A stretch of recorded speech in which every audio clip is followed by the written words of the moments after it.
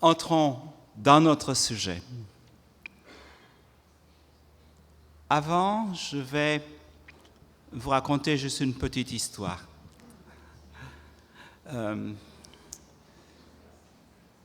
Il y a Shmuel qui est en train de faire les 100 pas la nuit dans sa chambre. Il est là dans la pièce et il va et vient, il va et vient. Et son épouse, Déborah, se dit, mais qu'est-ce qui se passe? Dis-moi, Shmuel, qu'est-ce qui se passe? Ah, j'ai une dette envers Michaël, notre voisin d'en face, et je ne sais pas comment lui le rembourser. Alors, demain, il faut que je lui rende les sous, et je n'ai pas les sous. Alors, Déborah dit, ce n'est que ça. Elle ouvre sa fenêtre, et puis elle se met à appeler Michaël, très fort. Et puis, Michaël se lève, il est déjà 1h du matin, il ouvre sa fenêtre, et puis, alors elle lui dit, tu sais, Shmuel ne pourra pas te rendre les 10 000 € qu'il te doit. Voilà. Et puis elle dit à Shmuel, maintenant on peut aller dormir. Et vous comprenez que c'est notre ami qui, de l'autre côté de la fenêtre, se met à faire les 100 pas parce qu'il comptait sur l'argent et il ne l'a pas.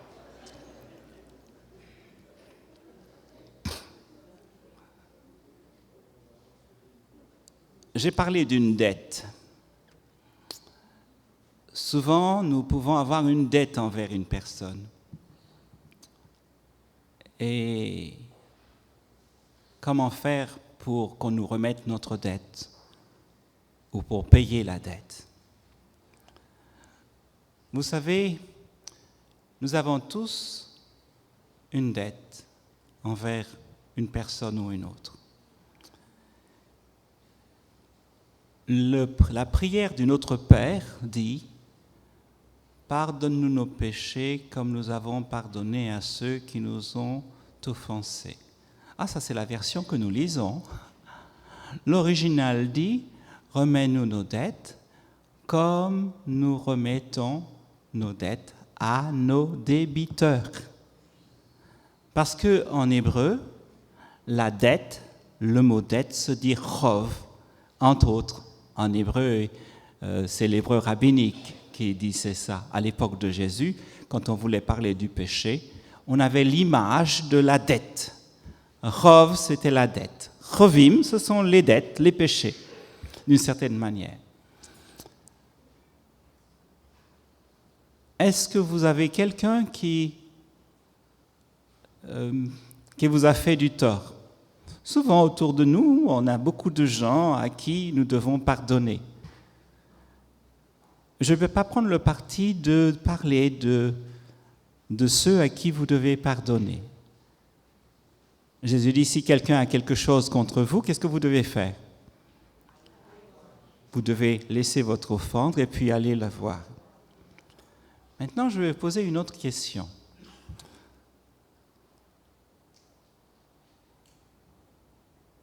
Est-ce que vous avez quelqu'un à qui vous avez fait quelque chose et à qui vous devez demander pardon pour ce que vous avez fait? Voyez, si vous êtes dans la salle, il y a toujours... Est-ce qu'il y a quelqu'un qui n'a pas quelqu'un à qui lui doit ou qui a fait quelque chose contre lui? Tous. Et est-ce que nous-mêmes, nous ne sommes pas coupables envers quelqu'un de quelque chose? Nous sommes tous pécheurs, n'est-ce pas? Et ça nous est difficile d'aller vers les autres. Alors je vais prendre dans la Bible l'exemple, dans Genèse, l'exemple de Jacob. Jacob il a une relation avec un frère qui s'appelle Ésaü. Et dans cette relation entre Jacob et Ésaü, nous présentons souvent Ésaü sous le mauvais jour, sous la mauvaise lumière. Oh, bien sûr, à raison, je n'ai pas dit à tort.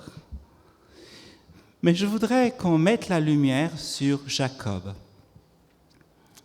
Parce que Jacob est un peu notre modèle, n'est-ce pas? Jacob, c'est Israël. Israël, d'une certaine manière, c'est le peuple de Dieu. Même si vous qui êtes là, vous êtes greffés sur Israël, vous êtes le peuple de Dieu, nous sommes le peuple de Dieu. Revenons à l'histoire de Jacob. Jacob, alors voici, vous avez une mère qui a 2 enfants qui vont naître, et puis ce sont des jumeaux dans son ventre. Et il se trouve que l'un a le doigt d'aînesse et l'autre pas. Simplement parce que l'un est né quelques secondes, quelques minutes avant l'autre. Vous savez, être si près du doigt d'aînesse et puis ne pas l'avoir, c'est rageant, n'est-ce pas? Surtout quand on sait ce que c'est, que ce qu'on représente. Ça représente la bénédiction. En hébreu, il y a un jeu de mots entre Bechor, qui signifie le premier-né, et Bracha, qui signifie la bénédiction. Parce que c'est le premier-né qui recevait la bénédiction. Vous savez, le livre de la Genèse, c'est une saga de la bénédiction. Et la bénédiction, c'est en fait le salut qui est présenté. Et Jacob, élevé par sa mère, comprenait tout ce que cette bénédiction signifiait. Avoir le statut de premier-né, c'était pouvoir être d'une certaine manière le prêtre de la famille. C'était des bénédictions spirituelles, en plus des bénédictions matérielles. Ésaü, lui, a méprisé le doigt d'aînesse. C'est ce qu'il est dit dans l'Épître aux Hébreux. D'ailleurs, il va vendre son doigt d'aînesse pour un plat de lentilles. Et puis un jour, il va tromper son père. Avec sa mère, ils vont faire le projet de tromper le père. Qu'est-ce qui se passe? Vous connaissez l'histoire. Vous avez le vieux Isaac qui demande à son fils Ésaü d'aller chercher un gibier et il va lui donner la bénédiction. La mère entend cela. Et qu'est-ce que la mère va faire? Elle va concevoir un stratagème pour que ce soit le fils cadet qui ait la bénédiction. Et alors on voit ce jeune homme venir et il va vers son père. Et il dit, je suis là. Alors celui-ci répond, je suis là. Alors quand il dit père, le père dit, je suis là. Qui es-tu, mon fils? Et Jacob répond à son père, je suis Ésaü, ton premier-né. Un mensonge flagrant. J'ai fait ce que tu m'as dit, lève-toi, je te prie, assieds-toi et mange de mon gibier afin que tu me bénisses. Et le père s'étonne. Et vous connaissez les choses. Je reconnais la voix. La voix, c'est celle de Jacob. Puis il lui dit de s'approcher. Et quand il regarde et il voit que ce sont... il dit, bon, mais ça ressemble à Ésaü. Puisque la mère avait fait au préalable tuer un animal et l'avait recouvert de la peau de cet animal. Vous vous rappelez, Ésaü est hirsute, il est rempli de poils. D'accord? Et ça passe comme une lettre à la poste. Mais il a trompé son père. Et il a trompé son frère. La servante du Seigneur dit dans Patriarches et prophètes à la page 160, Dieu avait annoncé que le doigt d'aînesse reviendrait au cadet. S'il, j'entends la mère, donc Rebecca et Jacob, s'ils avaient attendu avec foi et laissé le Seigneur opérer en leur faveur, cette promesse se serait accomplie à son heure.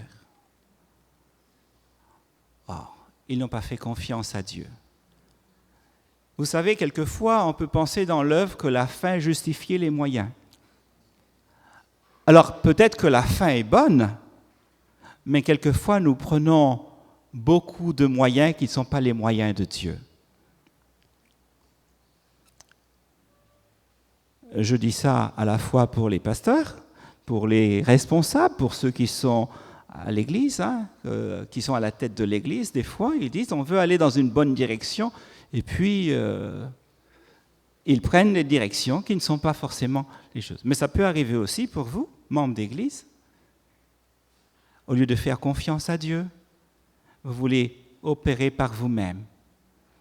Dans l'histoire, il y a quelqu'un qui est spolié. 2 personnes sont spoliées.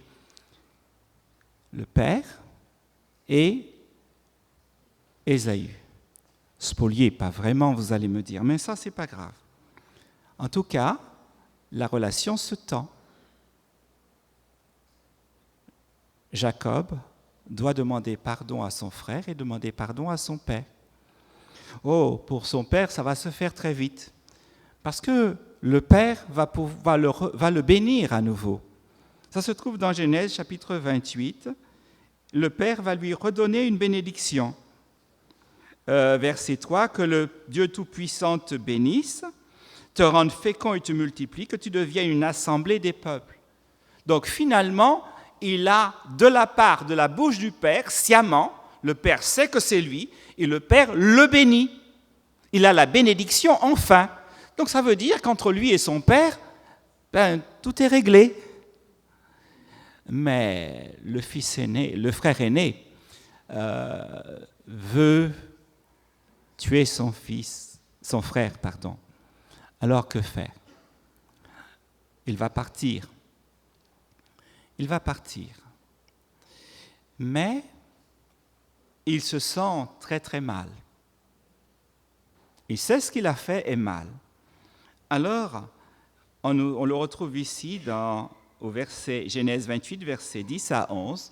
La tradition juive et Ellen White vont dans le même sens. La tradition juive et Ellen White disent tous les deux que quand il arrive à Haran, il sent qu'il y a une distance entre lui et Dieu, qu'il n'est pas pardonné vraiment. Plus précisément, la servante du Seigneur dira dans Patriarches et prophètes, elles disent que quand il arrive à Haran, il n'a pas du tout envie de prier parce qu'il se sent mal à cause de la faute qu'il a faite. Il se sent séparé de Dieu. Mais néanmoins, il va faire l'effort de prier. La tradition juive dit que Jacob va fonder la prière du soir. C'est lui l'exemple canonique de la prière du soir. Et comme exemple, on prend ce chapitre 28 de la Bible pour dire que Jacob est celui qui fonde la prière du soir. Ils atteignent un lieu où il passa la nuit car le soleil s'était couché. Il prend une des pierres du lieu, la plaça sous sa tête et se coucha en ce lieu. Il fit alors un rêve, et dans ce rêve-là, Dieu lui révèle que malgré la faute, malgré tout, la distance entre lui et Dieu peut être abolie grâce à cette échelle mystique qui représente la divinité elle-même. Il est réconcilié avec Dieu. Dieu l'accepte. Et le Seigneur se tenait là devant lui. « Je suis le Seigneur, le Dieu d'Abraham, le Dieu de ton père et le Dieu d'Isaac. La terre sur laquelle tu es couché, je te la donnerai, à toi et à ta descendance. » Alors c'est vrai que la relation avec son frère n'est toujours pas réglée. Mais elle ne pouvait l'être parce que son frère était dans une rage folle et que son frère n'était pas disposé du tout à lui pardonner. Si son frère avait mis la main sur lui, c'en serait fini de sa vie. Il ne lui restait que la fuite. Il est donc parti. Et la situation est restée en suspens pendant tout le temps de son exil. 20 ans. Et c'est le moment du retour. Et quand il retourne, là, eh bien, il doit faire face à la réalité. Alors, ce qui est intéressant, c'est que Dieu montre qu'il ne l'a pas abandonné et qu'il est avec lui. Alors, on se trouve au moment de son retour. Il a une vision de Dieu qui est présent dans son camp, à l'avant et à l'arrière du camp. Et il va appeler son camp du nom de Mahanaïm. Ça veut dire que Dieu est avec lui. Pendant tout le temps qu'il était là, Dieu ne l'a jamais abandonné. Quand il a été chez Laban et qu'il a voulu épouser Rachel, vous connaissez l'histoire. On lui a dit, écoutez, ici, on ne fait pas, on lui donne l'autre sœur, et puis qu'est-ce qu'on lui dit? Oui, on dit ici, on ne fait pas comme chez vous, on ne fait pas comme chez vous. On respecte le droit d'aînesse. La cadette, elle doit être mariée avant. C'est pourquoi on te la donne. Pardon, l'aîné doit être marié avant.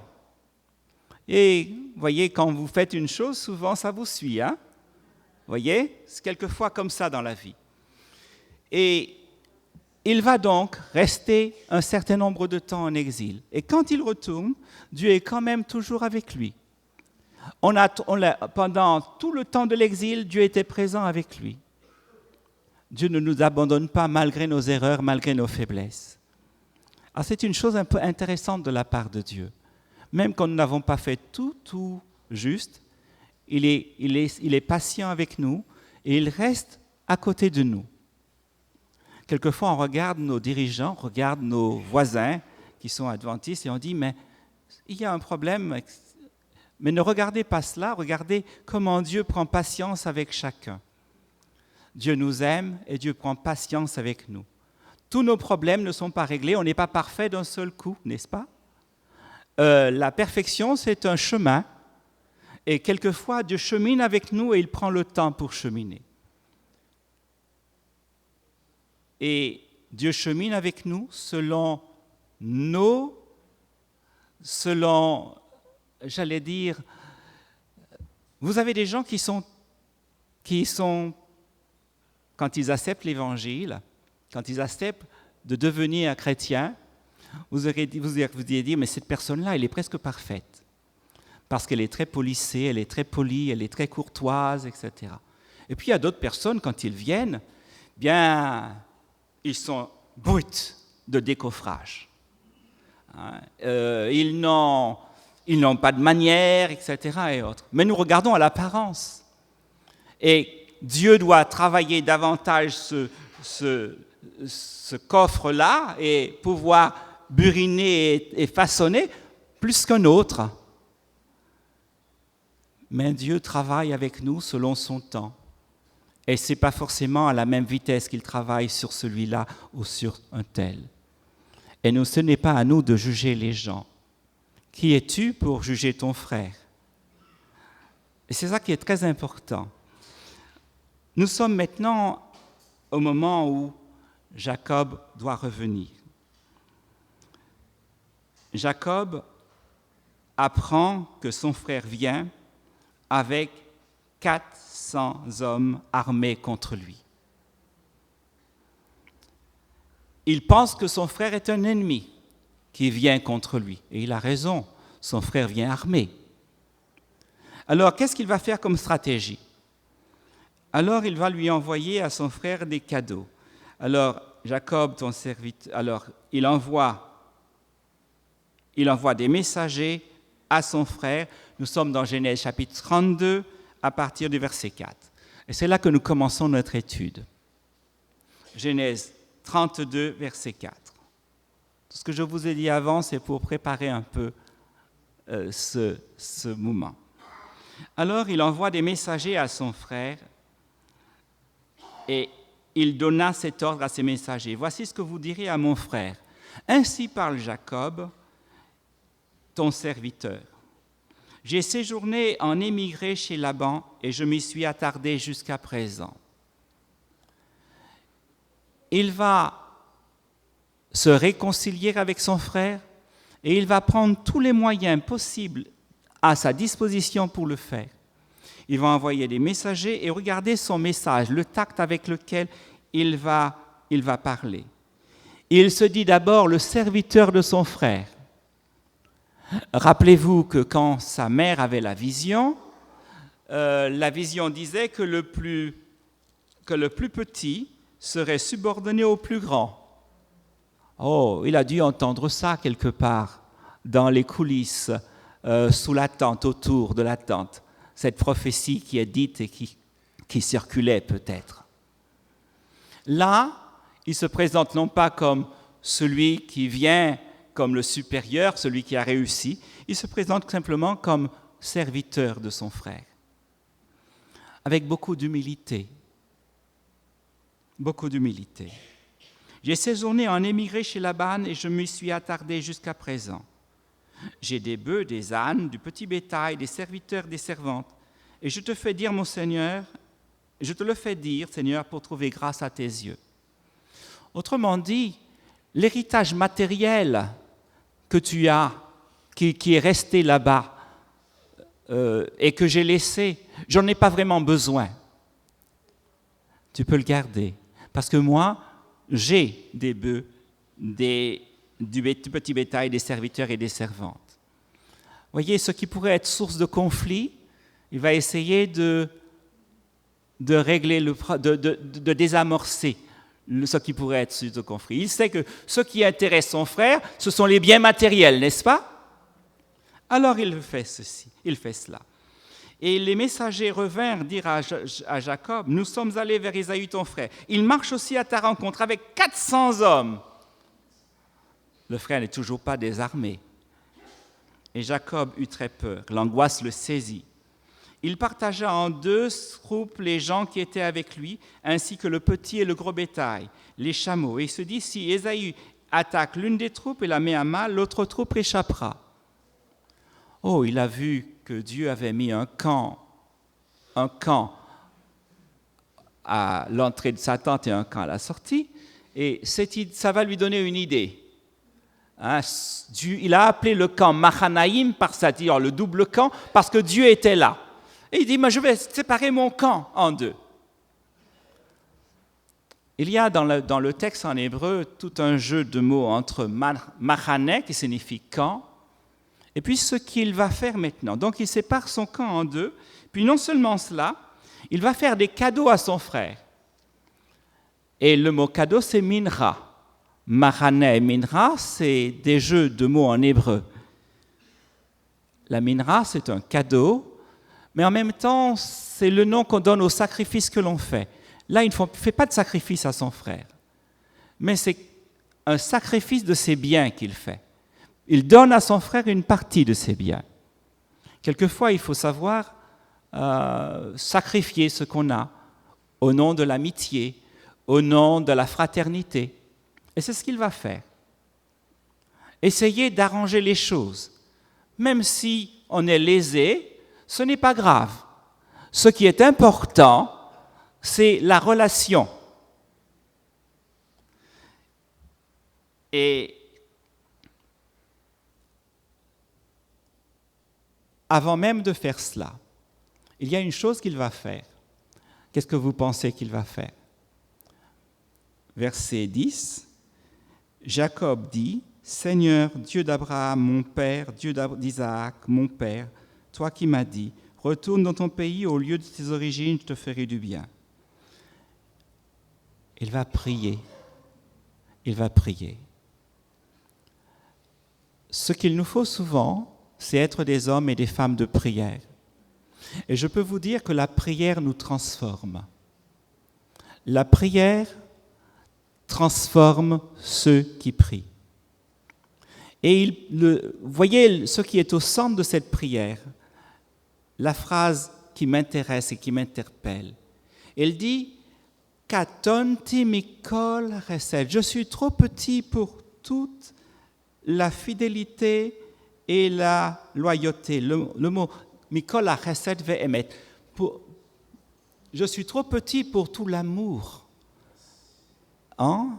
L'amour, la chesed, c'est l'amour. C'est l'amour vrai, c'est l'amour authentique que Dieu nous manifeste. Vous voyez, c'est le sentiment qu'on ne mérite pas ce que Dieu nous donne. C'est le sentiment de la grâce de Dieu. Il est sous la grâce du Seigneur et il pense à cette grâce que Dieu lui fait. Je suis trop petit pour tout l'amour, cet amour authentique et véritable que tu as montré envers moi, ton serviteur. Il regarde son passé, Dieu a toujours été avec lui. Un Dieu qui est resté dans l'alliance avec lui, dans un lien indéfectible, un Dieu qui ne l'a jamais abandonné, un Dieu qui ne l'a jamais laissé tomber, malgré le fait que lui n'a pas toujours été honnête avec Dieu, ni honnête avec ceux avec qui il était. Il n'a pas été honnête avec son père, il n'a pas été honnête avec son frère. Bon, c'est vrai qu'après, les autres n'ont pas toujours été honnêtes avec lui. Comme je vous ai dit, souvent on sème ce que l'on récolte. Mais néanmoins, il reconnaît la grâce de Dieu. Dieu, lui, est resté indéfectible. Et il dit, je suis trop petit pour toutes les grâces que tu me fais. L'humilité. Non seulement je vous ai dit qu'il y a une certaine humilité envers son frère, mais c'est parce qu'en fait, il est humble face à Dieu. Vous ne pourrez être humble devant les autres que si vous êtes vraiment humble devant Dieu. Si vous reconnaissez que Dieu est votre sauveur et que vous ne méritez pas le salut qui vous est accordé. Et que Dieu est un Dieu d'amour et que son amour est plus grand que tout. Et il est dit, alors il va dire à Dieu son problème avec son frère. Et puis, comme je vous ai dit, il va faire des cadeaux à son frère. Il s'adresse à Dieu d'abord, et puis ensuite, après, il va faire des cadeaux à son frère. Il essaye de faire ce qu'il peut, humainement parlant, pour sauver la relation. Il prie parmi ses biens, ce qu'il avait acquis, de quoi faire un présent à Ésaü, son frère, Minra. C'est un présent, c'est la Minra. Il va faire un présent à son frère, un cadeau. 200 chèvres, etc. Je ne m'arrête pas sur ce qu'il va faire. Donc, première chose qu'il fait, il va faire une stratégie pour survivre. Il dit, si on m'attaque, je fais 2 camps. Et ça lui est suggéré parce qu'il a les yeux tournés vers le ciel et il voit Dieu à l'œuvre et il voit les 2 camps, Machanaïm. Et ensuite, après, il se met à prier. Il invoque la présence de Dieu, que Dieu le protège. Ensuite, après, il va faire une tentative de conciliation avec son frère. Si vous avez un problème avec quelqu'un, si vous avez offensé quelqu'un et autres, faites comme lui. Présentez-vous devant Dieu. Recommandez-vous à la grâce du Seigneur Ensuite, allez voir votre frère. Essayez de vous concilier avec lui, avec les moyens qui vous est possible, pour essayer d'arranger la situation. C'est ce qu'il va faire. Mais entre le moment où il va voir son frère, il y a la nuit qui passe. Et qu'est-ce qu'il va faire durant cette nuit-là? Continuer à prier, n'est-ce pas? Continuer à prier. Il se leva cette nuit, verset 23, prit ses 2 femmes, ses 2 servantes et 11 enfants, et il passa le gué du Yabok. Il les prit, leur fit passer l'oued, et fit aussi passer ce qui lui appartenait. Et Jacob resta seul là. Alors un homme se battit avec lui jusqu'au lever de l'aurore. Il va dans un lieu qui s'appelle comment? Jabok. Et lui, comment il s'appelle? Jacob. Voyez qu'il y a déjà assonance entre le nom du lieu et le nom de Jacob. Jacob signifie quoi? Qu'est-ce que signifie Jacob? Est-ce que quelqu'un le sait? Dites-moi. J'entends pas très bien. Trompeur. Donc, il est vrai que dans un texte de la Bible, Ésaü va dire « Il m'a trompé, c'est pourquoi on l'a appelé trompeur ». Et il dit Jacob. C'est vrai, c'est vrai. Mais quand sa mère l'appelle Jacob parce qu'il tient le talon de son frère. Rappelez-vous qu'il y avait une lutte dans le ventre, dans le sein de sa mère, et comme quand il est sorti, il tenait le talon, on l'a appelé Jacob parce que c'est celui qui tient le talon, c'est le lutteur. Hein? C'est le lutteur, Jacob. Réellement, si vous voulez savoir le sens, ça c'est le sens, le texte biblique qui construit ce sens, mais le vrai sens, c'est Dieu protège. Ça vient de Akaba, qui signifie protéger. Donc Yaakov, c'est le futur, et le nom de Dieu n'est pas dans le texte, mais il est sous-entendu. Ça signifie « il protégera ». Sous-entendu, Dieu protégera. Voilà le sens. Et dans Genèse 28, quand il prie Dieu de le protéger, eh bien ça va dans le doigt fil du sens du nom de Jacob. Dieu protège. Ça, c'est le vrai sens. Une mère n'appellerait pas son fils trompeur. D'accord? Mais ça, c'est Ésaü qui dit ça. Mais c'est vrai que pour nous, il est devenu le symbole du trompeur. Vous savez, c'est vous qui faites votre nom et qui lui donnez un sens. Il a trompé tout le monde. Alors finalement, on l'appelle le trompeur. Prenez Nabal. Nabal, sa femme s'appelle Abigail, n'est-ce pas? Et qu'est-ce que sa femme va dire de lui à David? Et il est fou comme son nom. Vous savez, Nabal signifie fou, c'est vrai, mais ça peut signifier aussi autre chose. Ça vient de Nabala. En arabe, par exemple, Nabala, la racine signifie riche, digne, opulent. Voyez, quelqu'un de digne. Les noms souvent ont 2 sens en hébreu. Et des fois, ils ont un sens et son contraire, ce qu'on appelle un hadad en grammaire. Bien, ça, c'est autre. Donc, le nom Nabal, il aurait pu faire, c'est lui qui forge son caractère et qui se forge un nom. Et souvent, on regarde dans la Bible, il y a des noms, mais nous pouvons forger notre nom dans un autre sens qui n'est pas autre. Ce n'est pas notre nom qui détermine qui nous sommes, c'est nous qui déterminons quel nom nous voulons. Voyez? Et c'est très important de comprendre cela. Ce n'est pas un nom qui nous détermine, mais c'est nous qui déterminons qui nous voulons être, avec la grâce de Dieu. Et Dieu peut faire de chacun de nous, peut nous donner une meilleure version de nous-mêmes. Parce que Dieu veut de nous des hommes neufs, des hommes nouveaux. Et c'est ce que Dieu va faire avec lui. Rappelez-vous, il pense que son frère qui vient vers lui c'est un ennemi. Parce qu'il vient armé. Et là, il va se battre avec un inconnu. Alors, Yabok, je ne vous ai pas dit, ça vient de Ibek, ça signifie lutter, Ibek. On nous dit, il lutta, il se battit avec lui. Le verbe qui est là, se battit, c'est le verbe qui a un lien avec le mot Jabok. Jabbok, c'est un lieu de lutte, un lieu de combat. OK? Et Jacob le lutteur se trouve donc dans ce lieu de combat. Parce qu'il est là, il va affronter quelqu'un. Alors il pense qu'il a affaire à un ennemi, alors il s'attaque à lui. Et quand il s'attaque, voyant qu'il ne pouvait l'emporter sur lui, il le frappa à l'intérieur de la cuisse. Et l'intérieur de la cuisse de Jacob se démit pendant qu'il se battait avec lui. Et il dit, « Laisse-moi partir, car l'aurore se lève. » Et il répondit, « Je ne te laisserai partir sans que tu m'aies béni. » Alors ça, c'est la personne qui le dit là. Alors on a l'impression qu'il a reconnu son adversaire. Et dans le livre d'Osée, chapitre 12, les versets 4 à 5, voyez, la Bible, elle est comme ça. Elle est, la tradition juive dit, elle est pauvre dans un endroit, elle est riche dans un autre.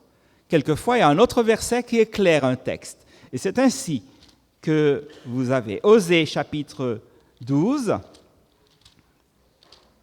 Je vous le prends, le texte.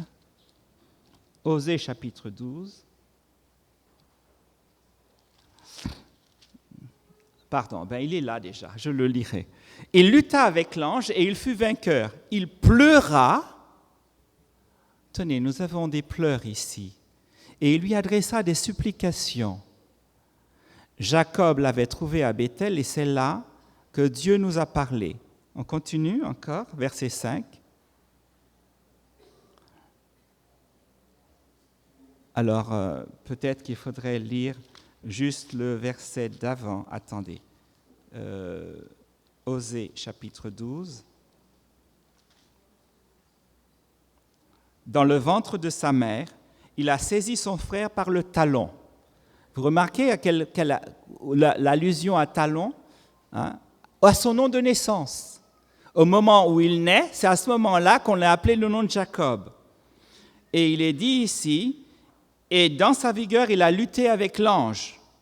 Il lutta avec un messager et il l'emporta. Il pleura et le supplia. Il l'avait trouvé à Béthel et c'est là qu'il nous a parlé. Ah, c'est le messager qu'il a trouvé à Béthel et c'est celui qu'il trouve à Jabbok.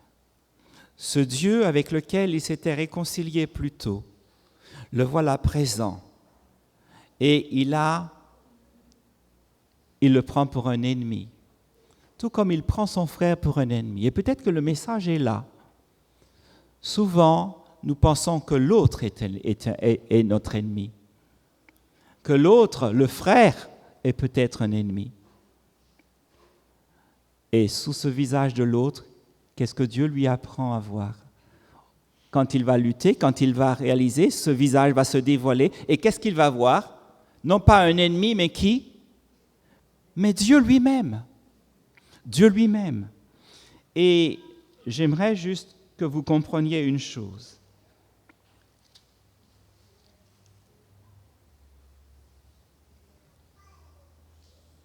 Là, il lui dit, « Quel est ton nom ?» Il va répondre, « Jacob. » Il reprit, « On te nommera plus Jacob, mais Israël. » Dieu va le bénir, et la bénédiction consiste en quoi? En quoi consiste la bénédiction de Dieu? Dieu nous transforme, Dieu nous change. C'est ce que Dieu veut faire. Être béni de Dieu, c'est être transformé de Dieu. Vous voulez la bénédiction de Dieu? Il a toujours cherché la bénédiction, n'est-ce pas? Il a volé le doigt d'aînesse pour avoir la bénédiction. Et maintenant là, il trouve sa bénédiction. Et quelle est sa bénédiction? Dieu le transforme. Il n'est plus Jacob, le lutteur, au Jabbok. Il est actuellement, comment? Il est Israël, qui signifie Dieu règne, Dieu vainqueur. Dieu règne, Dieu vainqueur. Dieu maintenant est celui qui règne sur son cœur. Dieu maintenant est le vainqueur du moi de Jacob. Il est transformé. Ce n'est plus la même personne. Il n'est plus Jacob le lutteur, il est Israël, celui qui révèle par sa personne, par son caractère, qui va révéler le Dieu d'Israël. Car tu as lutté avec Dieu et avec les hommes, et tu as pu. Va Toral et tu as pu. Ça ne veut pas dire tu l'as remporté, on traduit tu l'as remporté, mais tu as pu lutter avec Dieu et avec les hommes. OK? Le vainqueur. Voyez, avec Dieu, laissez-moi vous dire une chose. Avec Dieu, il n'y a pas un perdant et un vainqueur. Avec Dieu, il y a deux vainqueurs. Tu as lutté avec Dieu, tu as lutté avec Dieu. Voyez, avec Dieu, c'est win-win. C'est je suis vainqueur, Dieu est vainqueur. Vous comprenez? Avec Dieu, c'est comme cela. Donc, ici, Jacob sera vainqueur et il deviendra Israël, et le véritable vainqueur, c'est Dieu.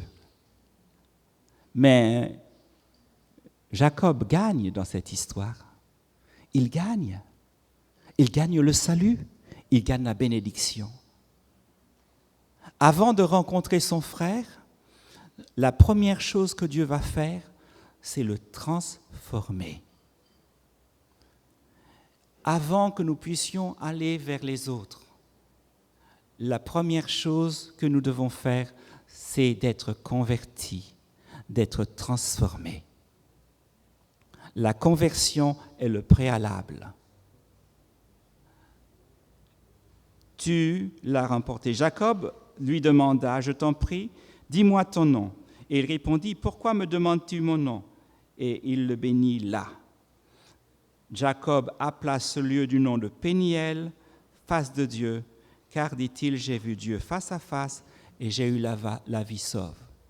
Remarquez que le nom, le lieu s'est converti aussi, n'est-ce pas? Non seulement l'homme s'est converti, son nom a changé, mais le lieu où il est s'est converti.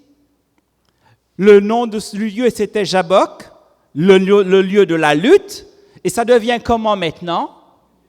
Péniel. Et qu'est-ce que ça signifie Péniel? Face, visage de Dieu. Voyez, quand vous changez, là où vous êtes n'est plus un lieu de lutte, mais ça devient un lieu où vous voyez dans les autres le visage de Dieu.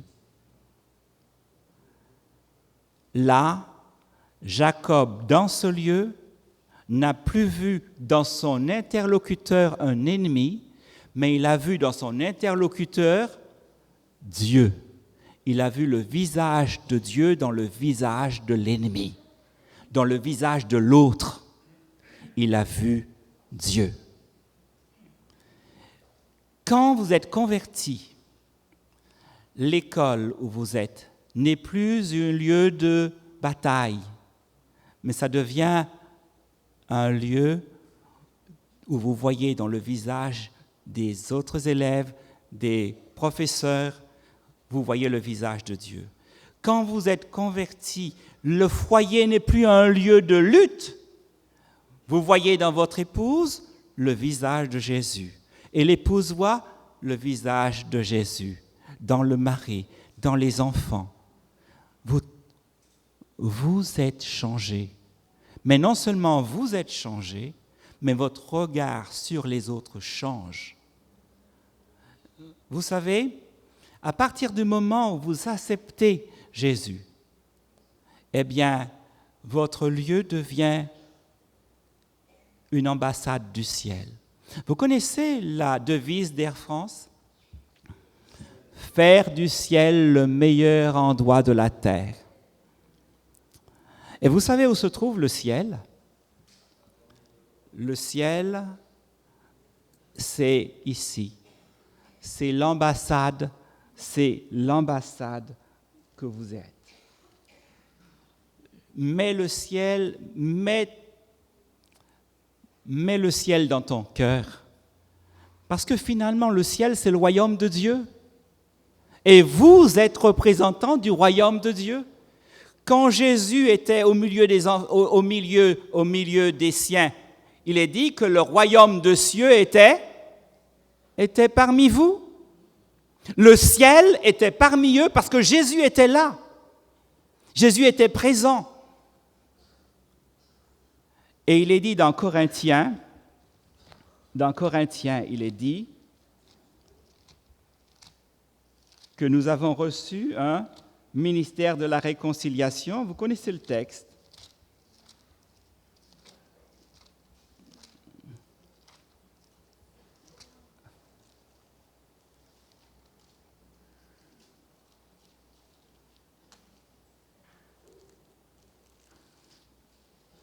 « 1 Corinthiens 5, pardon, excusez-moi, 2 Corinthiens 5, oui. Alors, continuons.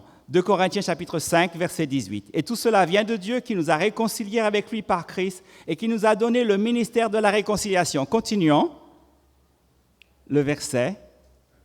« Car Dieu était en Christ réconciliant le monde avec lui-même en n'imputant point au monde selon leurs offenses, et il a mis en nous la parole de réconciliation. » Continuons encore. « Nous faisons donc les fonctions d'ambassadeurs pour Christ, comme si Dieu exhortait parmi nous. Nous vous en supplions au nom du Christ, soyez réconciliés avec Dieu. » Vous savez, une ambassade, qu'est-ce qu'une ambassade?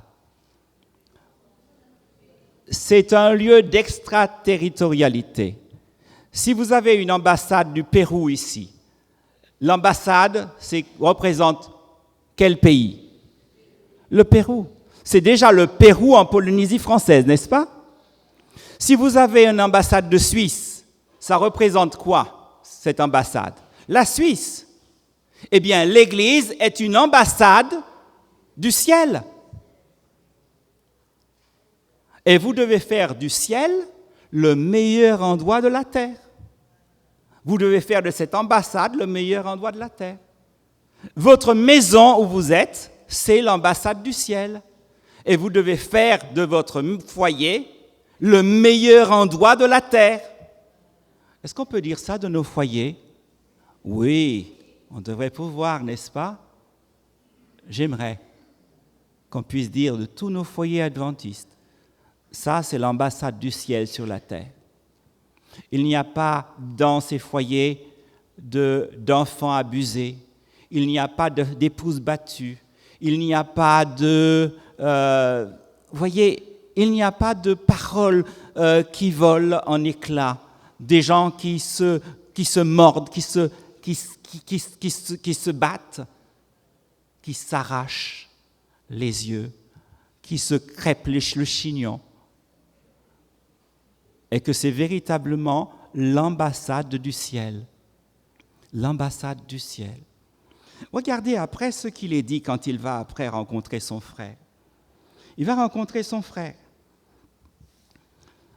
Genèse chapitre 33. Il va l'étreindre et il va l'embrasser. Et ils se mirent à pleurer. On avait déjà vu des pleurs tout à l'heure. Encore des pleurs ici. Et il se mit à pleurer. Dans le texte en hébreu, on a mis des points extraordinaires sur le mot pleurer, vayavbek, des points extraordinaires, pour mettre en lumière ce texte-là. Certains disent que ça c'est pas dans le texte original, mais c'est pas grave. C'est vraiment extraordinaire de voir Jacob et Ésaü s'embrasser. C'est vraiment extraordinaire de voir Jacob et Ésaü s'embrasser. Quand il va venir, vous vous rappelez, il va venir et il sera boiteux. Et quand le frère va voir un frère boiteux, il sera tout à fait désarmé. Tout à fait désarmé. Et il va pleurer et tenir son frère dans les bras. On appelle le nom du Dieu de Jacob, le héros de Jacob, Avir Yaakov, Genèse 49. Le héros de Jacob, le héros, le valeureux, le guerrier. C'est ainsi qu'on appelle le Dieu de Jacob. Mais vous remarquez que Jacob, ici, vient comme quelqu'un qui est faible, qui boite. Parce que ce qui est intéressant, c'est que Si Dieu a frappé Jacob, ce n'est pas parce que Dieu voulait l'handicaper, mais Dieu savait que son frère ne frapperait jamais quelqu'un de blessé. Parce que dans ces civilisations-là, on ne frappe jamais quelqu'un de blessé. Vous voyez, sa faiblesse a été sa force et son salut. Je continue encore une chose importante. Et Dieu ne l'a pas fait un fort valeureux, un super champion. Hein, vous voyez, souvent on aimerait être des super champions pour résoudre des situations. En quoi que c'est parce qu'on a beaucoup de muscles qu'on va résoudre les situations. Quelquefois, non. Ce ne sont pas les muscles. Quand je suis faible, c'est alors que je suis fort, dit Dieu, dit Paul. Genèse 33, continuons. Je passe la scène de retrouvailles et j'arrive au verset 8. Il regarde son frère, il le voit dans l'abondance et garde ce qui t'appartient, lui dira Ésaü. Et Jacob répondit, non, je te prie, si j'ai trouvé grâce à tes yeux, accepte mon présent. En effet, alors, je regarde cette version que vous avez, j'ai regardé, vous avez une bonne version. Car c'est pour cela que j'ai regardé ta face comme on regarde la face de Dieu, et tu m'as accueilli favorablement. Je regarde ta face comme on regarde le visage de Dieu. Il a transporté son péniel avec lui. Il lui dit à son frère, quand je vois ton visage, c'est le visage de Dieu que je vois. Je regarde ton visage comme on regarde le visage de Dieu. Je ne te vois plus pareil, il dit à son frère. Je vois Dieu dans ton visage. Pour reprendre une phrase de Rabbi Brahman, je vois dans les contours de ton visage les contours du paradis, les contours du ciel. Voilà ce qu'il dit à son frère. Vous pourrez demander pardon aux autres parce que vous aurez d'abord demandé pardon à Dieu. Et vous pourrez ensuite, après, aller vers les autres. Y aller vers les autres avec confiance. Parce que vous allez les voir différemment. Et votre regard sur l'autre va changer peut-être. Je ne dis pas que c'est toujours vrai, que ça va toujours se passer. Mais votre regard sur les autres peut changer le regard qu'ils ont sur vous. C'est très important cela. Votre regard sur les autres peut transformer leur regard. Vous savez, nous sommes là pour apprendre aux autres à regarder les autres différemment. Dieu est venu nous apprendre à regarder différemment les autres, pour qu'à notre tour, nous puissions apprendre à regarder les autres. Vous vous rappelez, Paul dit, ne devez rien à personne, si ce n'est de vous aimer les uns les autres. N'ayez aucune dette envers personne. Ne devez rien à personne. La seule dette que vous avez, c'est une dette d'amour envers les autres. Aimez les autres d'un cœur sincère, d'un cœur authentique, réel.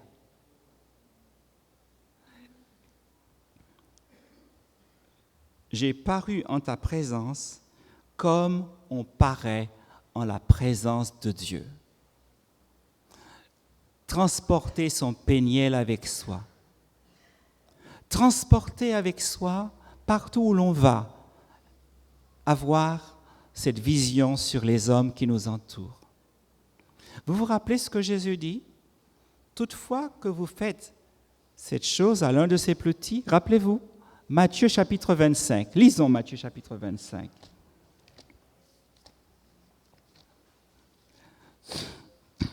en passant, ce chapitre-là, c'est le deuxième volet pratique de la partie théologique.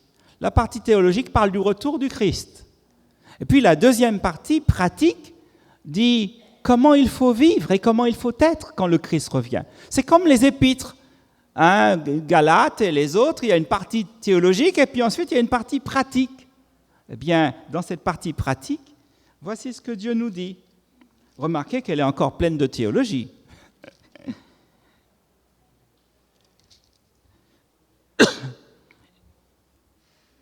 Matthieu 25, verset 34.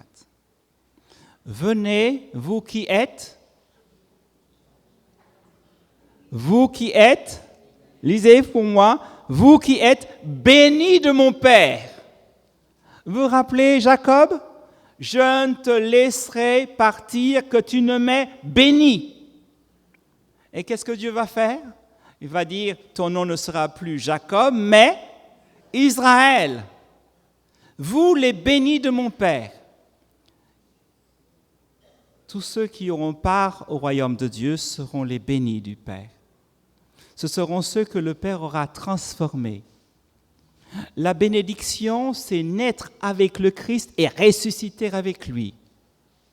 Vous vous rappelez, la bénédiction, c'est le sacrifice. C'est le Christ qui vient, qui meurt et qui ressuscite pour que nous aussi, nous puissions mourir à nous-mêmes et ressusciter avec lui. Si je vis, ce n'est plus moi qui vis, c'est Christ qui vit en moi.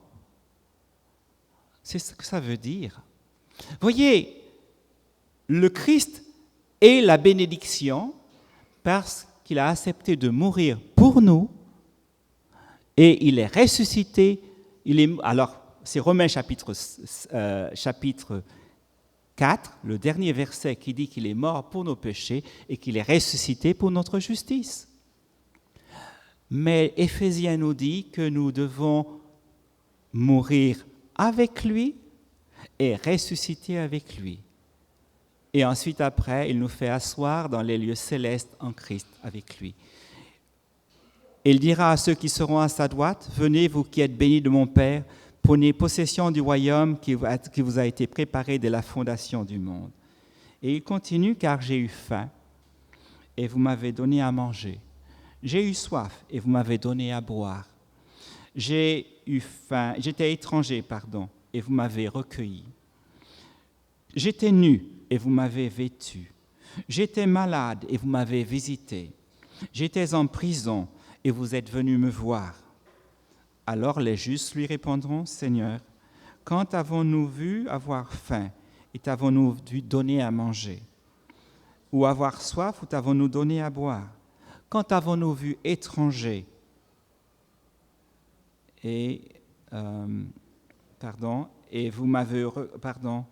étranger, et t'avons-nous recueilli? Ou nu, et t'avons-nous vêtu?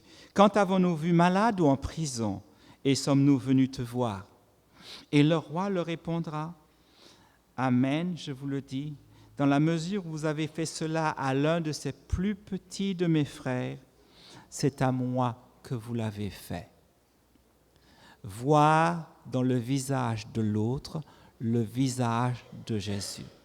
Regarder le visage de l'autre comme on regarde le visage de Dieu. C'est notre péniel à chacun d'entre nous. Nous étions des Jacob, nous sommes des Israël. Et vous regardez Jacob et Israël, il n'y a pas d'appellatif divin dans le nom, on le suppose, mais il n'est pas explicite dans le nom. Tandis que quand vous avez Israël et vous avez Péniel, là vous avez le nom de Dieu, l'appellatif divin dans le nom. Quand on est converti, on a Dieu dans notre caractère, on a Dieu dans notre vie et notre regard sur les autres change. Notre regard sur les autres change. Si je suis Israël, je dois voir dans le visage des autres le visage de Dieu. Si j'ai Dieu dans mon âme, alors je verrai la réflexion de ce Dieu sur le visage de ceux qui sont autour de moi. Ça va? Il est 16h30. Je m'arrête. OK? Vous êtes fatigué et moi aussi je suis fatigué. Et je voudrais... Maintenant, si vous avez des questions à poser, vous êtes libre de poser les questions parce que là, ça permet une autre dynamique. Posez toutes les questions que vous avez sur Jacob, sur Israël et sur notre histoire et là, on ira. OK? On n'est pas obligé d'épuiser l'heure. Ma question, c'est le fait, c'est notre facette, c'est justement Rebecca, l'influence de Rebecca par rapport justement à Jacob. Oui. Comment tu peux justement expliquer notre influence qui pourrait nourrir justement la relation des personnes avec Christ et qui peut créer des problèmes? Maintenant, je ne suis pas là pour juger Rebecca. Et c'est une mère, et elle a fait ce qu'elle pensait. Elle voulait réaliser le projet de Dieu. Vous savez, souvent, quand femmes se mêlent aux choses divines, des fois, elles font des choses dans un mauvais sens. On a le cas de Sarah, qui voulait aider Dieu. Vous savez, on veut aider le projet de Dieu. Qu'est-ce que Sarah fait? Eh bien, elle propose une femme à son mari. Vous voyez? Elle propose Agar. Mais ce n'est pas le projet de Dieu. Et elle le fait. Alors, et vous avez le cas de Rebecca dans ce cas-là. Mais tout n'est pas noir, tout n'est pas blanc. Enfin, dans cette histoire. Vous avez aussi les bons moments de Rebecca et vous avez les bons moments de Sarah. La mère a été voir l'homme de Dieu. Rebecca était clairvoyante. Isaac, par contre, était aveugle. Et quand on dit aveugle, ce n'est pas seulement parce qu'il ne voyait pas, mais spirituellement aussi, il n'a pas vu comme Dieu voyait. Il avait son préféré, la mère avait son préféré. Et malheureusement, l'éducation que le père a donnée à Ésaü, quand vous regardez les deux éducations qui sont faites par les deux parents, voyez que la mère va prendre sous sa coupole le petit Jacob et va lui apprendre les choses de Dieu. Elle est sensible aux choses de Dieu. Elle va voir l'homme de Dieu qui va lui dire qu'il y a ce conflit à l'intérieur et qui lui dit comment gérer cela. Donc, tout n'est pas noir du côté de Rebecca. Seulement, elle a voulu... Malheureusement, c'est comme nous aussi quelquefois. Est-ce que nous faisons tout bien? Est-ce que des fois, nous faisons des choses qui ne sont pas autres? Et prenons le cas de Sarah. Quand elle va chasser Agar, notre père Abraham n'est pas d'accord. Il ne veut pas, parce qu'il y a son fils qui est là. Quand il y a le conflit entre les deux garçons, la mère dit, Sarah, la mère de l'enfant de la promesse, dit chasse-la. Et il n'est pas tellement d'accord. Mais qu'est-ce que Dieu lui dit? Écoute ta femme. Alors, quelquefois, les hommes doivent écouter leur femme. Hein? Et pourtant, vous voyez, dans la Bible, on nous dit que Sarah appelait Abraham Seigneur. Mais le Seigneur doit écouter la femme, c'est la voix de sa femme, quelquefois. Vous voyez? Voilà. C'est vrai, mais comme je vous l'ai lu tout à l'heure dans La servante du Seigneur, elle dit que si Isaac avait laissé Dieu opérer, alors Dieu aurait trouvé un chemin. Mais elle n'a pas fait confiance. Elle et son fils n'ont pas fait confiance à Dieu. Ce sont des trajectoires humaines avec... Vous voyez, ce qui est intéressant dans la Bible, c'est que la Bible ne cache pas les erreurs et les fautes de ceux qui sont nos exemples. Mais ils sont là comme exemple afin que nous ne tombons pas dans les mêmes erreurs qu'eux. là où ils ont fait des erreurs, que nous abstenions de ces erreurs. Mais là où ils ont été remarquables, alors là, eh bien, ce sont des pistes à imiter, à vivre comme eux. D'accord? Y a-t-il encore une autre question? Oui?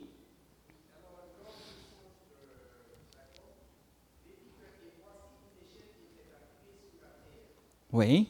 Et son sommet touchait le ciel. Et voici, les anges de Dieu montaient et descendaient par cette échelle.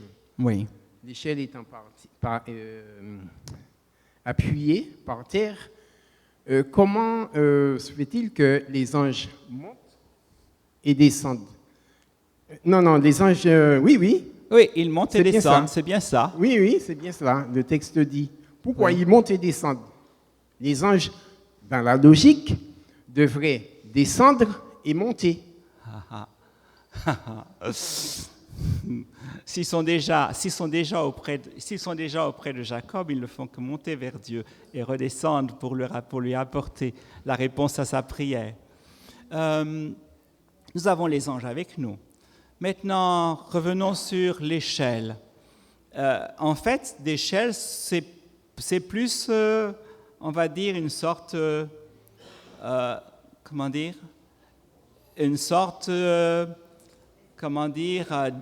d'estrade avec en rocher, en quelque sorte, en pierre qui monte. C'est pas une échelle comme nous voyons ici.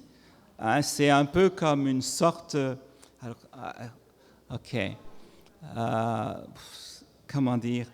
C'est un peu comme.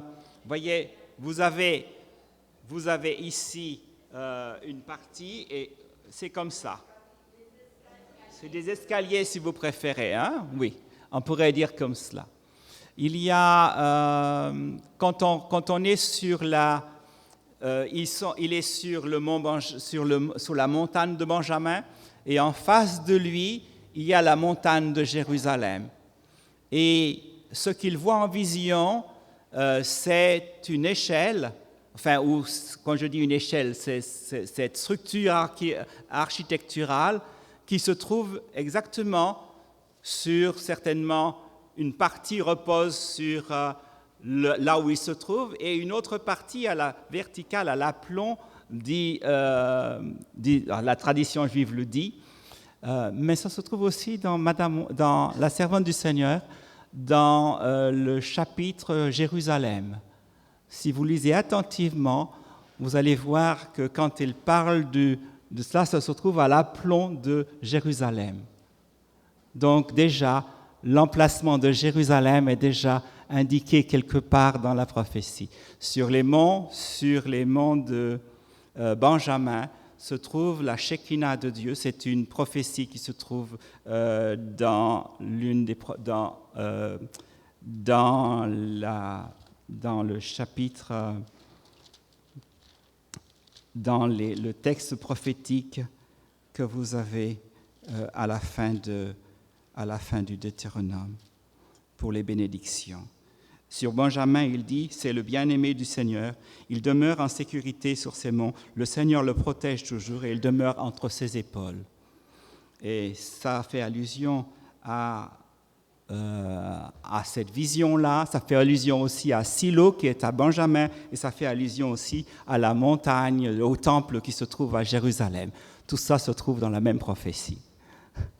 Un peu plus loin, un peu plus haut dans la prophétie, vous avez Genèse 22, et le mont Moria, là où il va offrir le sacrifice, ce sera sur le mont Moria que va se construire le temple.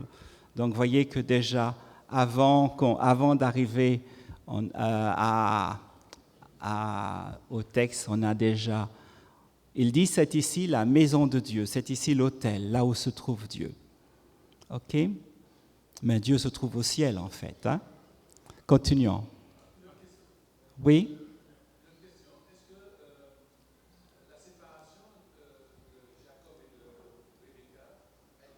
Quant à leur faute, parce que le fait que Rebecca a dû être séparée de son fils bien-aimé, même à sa mort, Jacob n'était pas présent. Oui.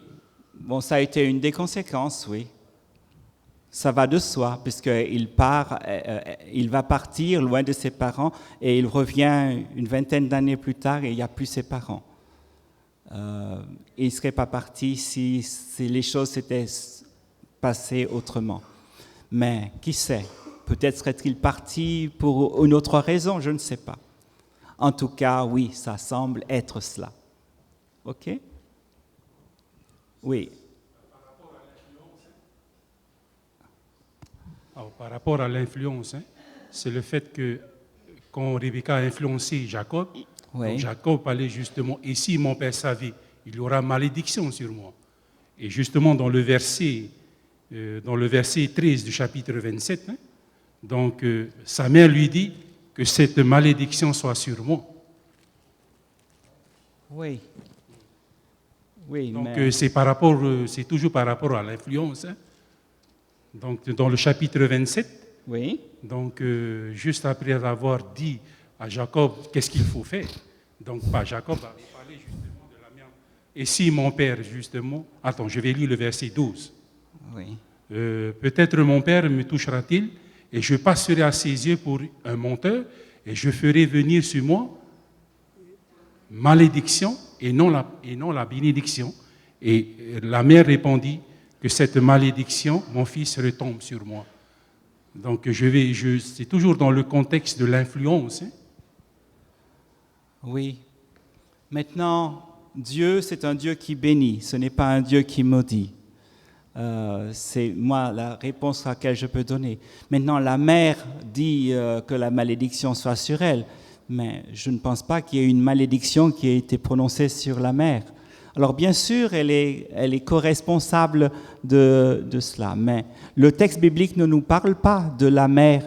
Elle met l'accent sur l'histoire de Jacob. Maintenant, c'est vrai, la mère Rebecca a certainement, elle a compris ce qui s'est passé. Et au niveau biblique, elle a certainement, dans sa relation avec Dieu, elle a certainement réglé les choses avec son Dieu. Et donc, je ne pense pas que... Parce que la malédiction, c'est finalement perdre la vie éternelle. C'est ça la malédiction. C'est le fait aussi de contourner justement le plan de Dieu, comme tu as bien mentionné. Oui. Bon, je sais qu'à la fin de l'histoire, c'est une bénédiction, c'est la providence de Dieu Oui, vis-à-vis de bien Jacob. sûr. Mais le fait de détourner justement la volonté de Dieu, c'est ça qui m'interpelle un peu.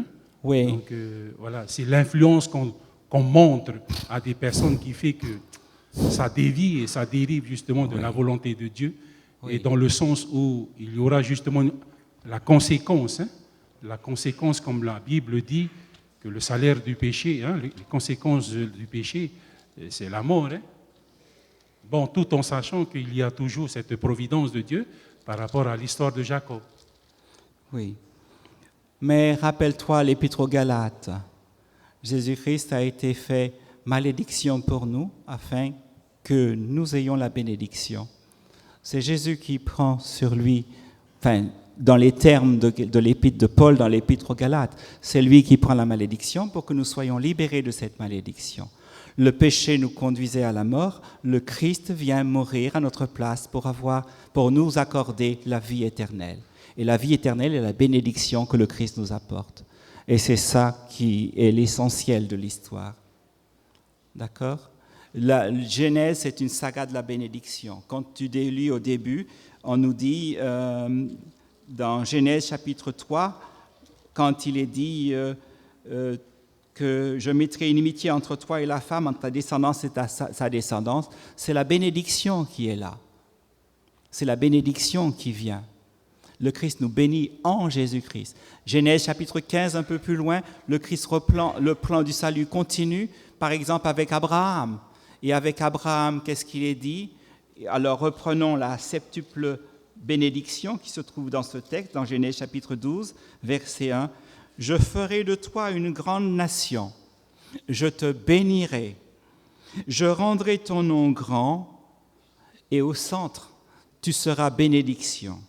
Je bénirai ceux qui te béniront, je maudirai ceux qui te maudiront, et tous les clans de la terre, ça se termine là-dessus, se béniront par toi ou seront bénis en toi. » Voyez cette septuple bénédiction avec au cœur « Je rendrai ton nom grand ».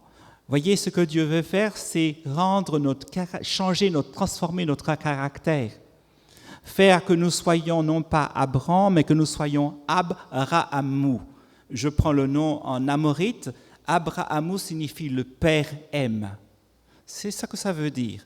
Et Abrahamou, c'est pas le nom personnel d'Abraham, c'est un nom qui est théophore et désigne Dieu le Père.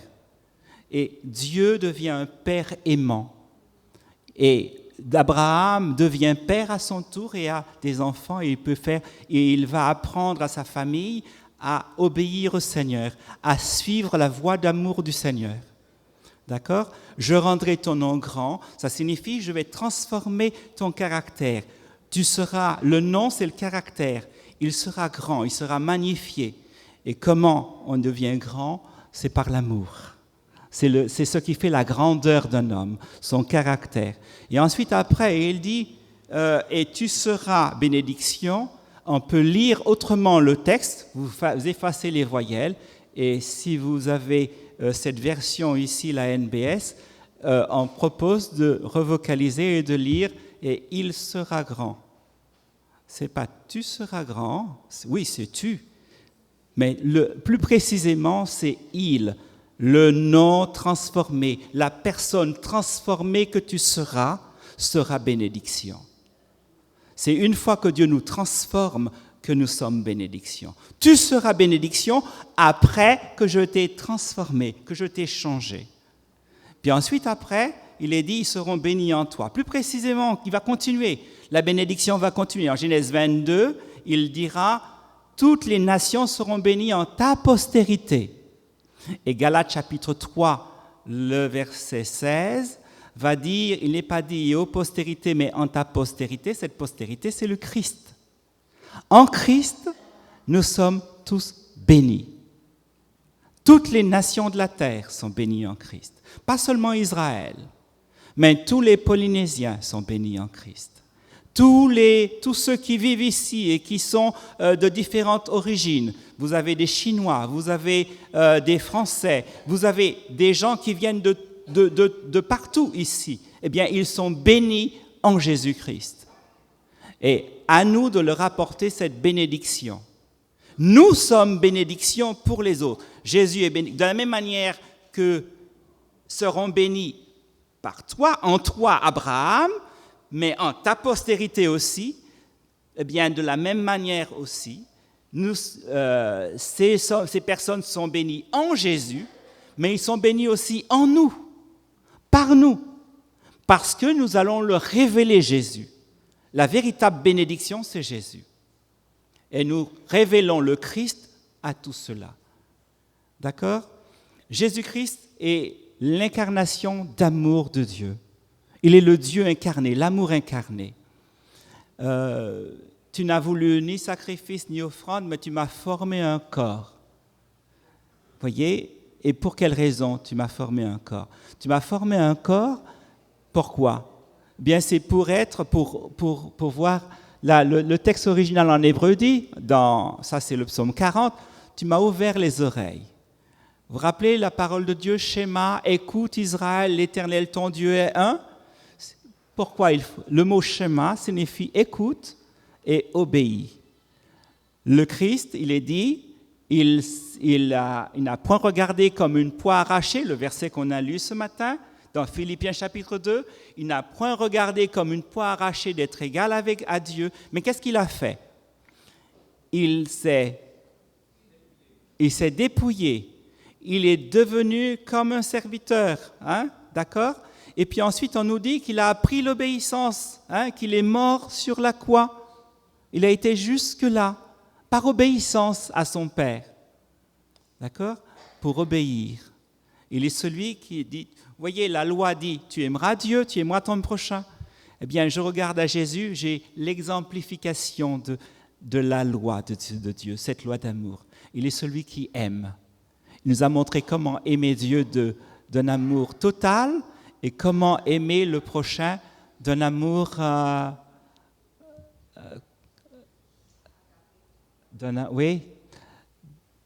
d'un amour impartial? Comment aimer tous les gens sans faire distinction entre hommes, femmes, entre noirs, blancs, entre polynésiens et puis je ne sais. D'accord? Donc voilà ce que le Christ est venu. Donc le Christ est venu, il s'est incarné, et ça c'est le Christ qui s'est incarné. Puis quand il est parti, rappelez-vous que lui, s'il a pu faire cela, c'est pour quelle raison il a pu le faire? Parce que l'Esprit de Dieu était sur lui, l'Esprit l'a rempli et il a annoncé la bonne nouvelle. L'Esprit du Seigneur est sur moi pour pouvoir annoncer cette bonne nouvelle et tout cela. Oh, il a pris une chair semblable à la nôtre, c'est-à-dire il avait la même nature que nous, c'est vrai, mais sans le péché, on va dire. Enfin, il avait cette nature que nous avons. Hein. Quand je dis sans le péché, je m'excuse, il n'a pas péché, voilà ce que je veux dire. D'accord? Il n'a pas péché. Hein? Mais il avait une nature de la même nature que nous. Avec, nous avons des faiblesses, il aurait pu les avoir, mais comment il a pu les surmonter? Par l'Esprit de Dieu en lui. Et puis ensuite, après, eh bien, nous sommes ensemble la seconde incarnation d'amour de Dieu. Nous sommes le corps du Christ, 1 Corinthiens chapitre 12, nous sommes le corps du Christ, et qu'est-ce qui doit vivre dans ce corps? L'Esprit de Dieu, pour nous permettre à chacun d'entre nous, quand toi tu es baptisé, quand je suis baptisé, quand chacun d'entre nous sommes baptisés, nous recevons l'Esprit de Dieu qui va nous permettre de vivre cette vie spirituelle. D'accord? Mais ça, je ne peux pas de moi-même. Je dois montrer aux hommes l'amour de Dieu. OK? D'accord? Donc je reprends Romains chapitre 8, le verset 3. Il est venu dans une chair semblable à celle du péché, mais il n'a pas péché parce qu'il a vécu non selon la chair, mais selon l'Esprit. Il était habité par l'Esprit de Dieu et il était aimant, amour. Il a vécu cette vie d'amour. Et il veut que nous puissions vivre de la même manière. Mais voyez, il nous faut, mourir à nous-mêmes et ressusciter. Et quand nous ressuscitons, nous naissons d'eau et d'esprit. Et avec l'Esprit de Dieu, nous pouvons vivre une vie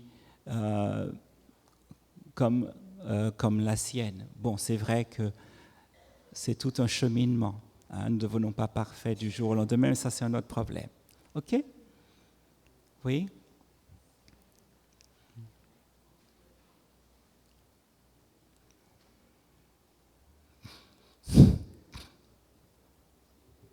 OK, je vais raccourcir les réponses.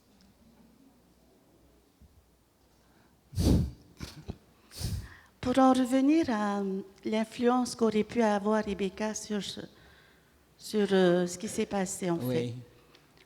Je pense qu'une mère est celle qui connaît le mieux ses enfants. Et si elle a pensé à ce plan, si elle a prévu ce plan pour Jacob, c'est qu'elle savait très bien que Jacob serait un meilleur père pour Israël. Pourquoi je dis cela? Ça me fait penser aussi à Caïn et Abel. Avec quelle légèreté Caïn a offert son autel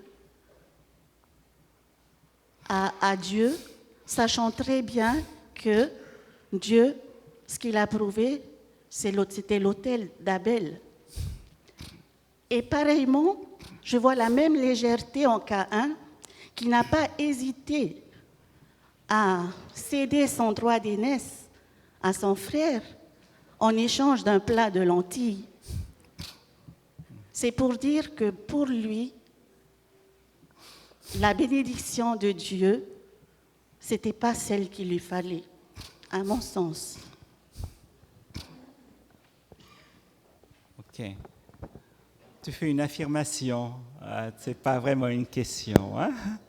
Donc, une chose importante, on ne nie pas le caractère que Jacob était un enfant qui était un enfant doux d'ailleurs. Hein? C'était un enfant qui aimait sa mère et qui voulait le projet de Dieu pour lui. Il avait compris ce qu'était le projet de Dieu. Ésaü ne l'avait pas compris. Ça, c'est clair. D'accord? Le caractère que tu mets entre la différence entre Abel et Caïn, c'est aussi le même type de différence. Ce qui est intéressant, c'est que vous avez le livre de la Genèse, c'est un peu le livre où les aînés, malheureusement, laissent la place aux cadets, souvent. Caïn et Abel, le premier-né, Caïn n'est pas celui qui est le premier-né spirituel, c'est Abel. Et le cas de Jacob et d'Ésaü, c'est Jacob. Et si on regarde les 12 fils de Jacob, le premier-né Ruben a été disqualifié. Et le texte dans 2 Chroniques chapitre 5 dit que c'est Joseph qui est le premier-né, qui a reçu le droit d'aînesse. D'accord? Donc, c'est vrai que la primauté du droit d'aînesse est accordée à celui qui obéit au Seigneur, qui vit une bonne relation avec Dieu. Il faut accepter que Dieu nous transforme, que Dieu change nos vies et que Dieu soit en priorité dans nos vies. Voilà. Bon, je voudrais juste vous interpeller sur une dimension un peu plus pragmatique. Je viens de Théopo, donc moins théologique. Si on part du postulat que l'œil est le corrélatif du cœur, est-ce qu'on peut comprendre alors que ce que je vois comme aspect négatif chez l'autre est ce qu'il y a au fond de mon cœur? Et à partir de là, se laisser transformer comme tu nous as exposé. Tu es très théologique, là. Non. Écoute-moi, que l'œil soit le corrélatif du cœur, c'est ce qui est dit, par exemple, que les yeux de ton cœur soient transformés. C'est un peu ça auquel tu fais allusion. Oui, l'œil est le corrélatif du cœur. Maintenant, si tu... Alors... oui, tu peux reprendre. Non, c'est juste que par rapport à ce qu'on vient d'apprendre cet après-midi, comment on fait concrètement? Pour être concrètement? Comment on fait concrètement en tant qu'adventiste aujourd'hui pour être meilleur ce soir que je ne l'étais hier? Pour être meilleur, il faut d'abord aller à la croix. Pour être meilleur, il faut aller à la croix. Pour être meilleur, il faut aller à Jésus. Il faut reconnaître son besoin de Dieu, son besoin de Jésus. Ça, c'est la première des choses. Okay? Il n'y a que Jésus qui nous transforme. Et l'Évangile, c'est ce dont nous avons besoin. La bonne nouvelle, c'est que le Christ, c'est ce qui a été dit ce matin par notre frère Richard. Il l'a très très bien dit ce matin quand il a expliqué l'Épître aux Galates au début. L'Évangile, c'est ce qui nous transforme, c'est ce qui nous change. Il faut avoir la foi en Jésus qui est capable de nous transformer. Ça, c'est la première chose. Et ce Christ, quand il nous transforme, il nous met en face de nos responsabilités. Il va nous permettre de regarder l'autre, de nous regarder d'abord nous-mêmes avec vous voyez, le Saint-Esprit est celui qui me convainc de jugement, de péché. Vous voyez, il fait un travail qui est là. Il est là dans mon cœur et il travaille mon cœur. Et il me fait voir, il me met la lumière sur moi-même. Il me fait voir tel que Dieu me voit. Vous voyez? Ça, c'est le plus important. Et ensuite, après, il me permet aussi alors, les coins d'ombre que j'ai, je les mets dans la lumière de Dieu. Je confesse ces points d'ombre et je demande à Dieu de m'éclairer et de me transformer.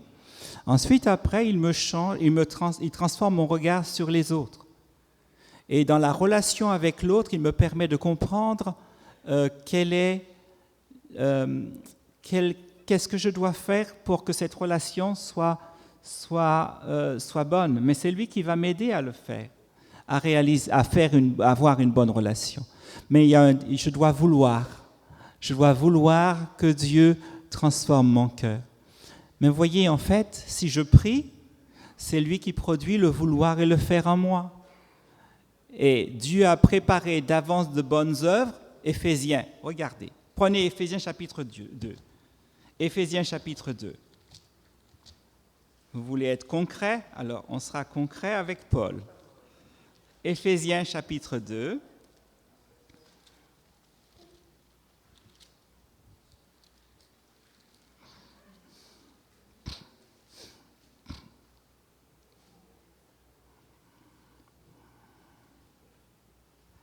Voyez, il est dit, mais Dieu qui est riche de compassion et de miséricorde, à cause du grand amour dont il nous a aimés, c'est le verset 5, du fait de nos fautes, nous a ressuscités avec le... Alors nous qui étions morts par nos fautes, il nous a ressuscités avec le Christ. C'est par grâce que vous êtes sauvés. Il nous a ressuscités ensemble, il nous a fait asseoir dans les lieux célestes en Jésus-Christ. Maintenant, pour montrer dans les temps à venir la richesse surabondante de sa grâce par sa bonté envers nous en Jésus-Christ. C'est par grâce que vous êtes sauvés. Et il continue, cela ne vient pas de vous, c'est le don de Dieu. C'est Dieu qui nous sauve, c'est Dieu qui nous transforme. C'est le don de Dieu. Ce n'est pas en vertu des œuvres, mais pour que personne ne puisse faire le fier. Car nous sommes sa poéma, nous sommes son poème, nous sommes son ouvrage. J'aime bien poème, littéralement, hein, mais ça veut dire ouvrage, le mot poème. Voyez, vous êtes un poème d'amour. Vous savez cela? Un poème d'amour. Vous connaissez les poèmes d'amour? Vous aimez les poèmes d'amour? Eh bien, votre vie, vous êtes un poème d'amour. Vous êtes l'ouvrage de Dieu. Dieu est amour et son ouvrage ne peut être que le fruit de l'amour. Ça ne peut que montrer cet amour-là. Vous êtes un poème d'amour. Et il est dit, nous avons été créés en Jésus-Christ pour des œuvres bonnes, je traduis souvent des œuvres de bonté, que Dieu a préparées d'avance afin que nous les pratiquions, nous nous y adonnions. Voyez ? C'est Dieu qui va produire en nous le vouloir et le faire. C'est lui qui va nous transformer et c'est lui qui va nous réconcilier avec lui et avec les autres. Voyez ce que j'essaie de vous dire. Pour la réconciliation entre nous et Dieu, c'est Christ qui est le médiateur. Entre nous et Dieu, c'est Christ qui est le médiateur. C'est Christ qui nous réconcilie avec Dieu. Mais d'une certaine manière, il est aussi le médiateur entre moi et le frère. C'est lui qui va m'aider à me réconcilier avec le frère. Il va me transformer et il va m'aider parce qu'il a préparé la réconciliation que je vais faire avec le frère. C'est lui qui le prépare. Il va m'aider à me réconcilier avec le frère. Mais pour cela, il va d'abord me changer les idées. La métanoïa, c'est ça. Changement d'idées, de pensée. Il me transforme. Et quand il change les idées, c'est pour changer notre vision, pour changer notre regard sur les autres. Nous ne voyons plus les autres tels qu'ils sont, mais tels qu'ils seront transformés par la grâce de Dieu. Ne voyons plus les autres simplement comme des démons, laissez-moi vous dire ça, mais nous les voyons comme des enfants de Dieu. OK? Voilà simplement ce que je voulais dire cet après-midi. OK? On va s'arrêter, il est 17h03. Et voilà. C'était mieux de parler et de discuter. OK? Que Dieu nous garde.